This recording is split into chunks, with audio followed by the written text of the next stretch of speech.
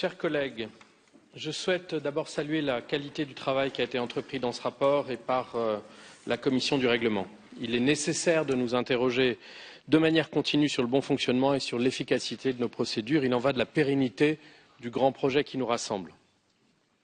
Cette proposition de réforme intervient à un moment déterminant pour l'avenir du Conseil de l'Europe, à un moment où les valeurs et les principes que nous défendons depuis plus de 70 ans n'ont jamais été aussi malmenés et remis en question.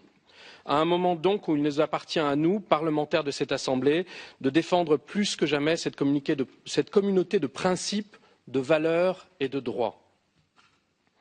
Dès lors, chers collègues, j'ai la conviction qu'on ne peut pas refondre des règles aussi importantes, qu'on ne peut pas redéfinir toute une partie de nos procédures relatives à la contestation des pouvoirs des délégations et donc qui touchent au cœur de nos moyens d'action, si la crise que l'on essaye de résoudre est le problème conjoncturel de la réintégration de la délégation russe.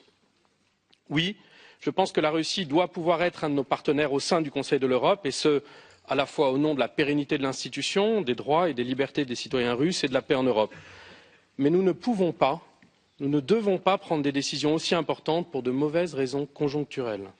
Nous ne pouvons pas, nous ne devons pas décider d'affaiblir nos procédures de contestation et donc d'affaiblir notre Assemblée au motif du fait que nous cherchons une solution à la crise russe.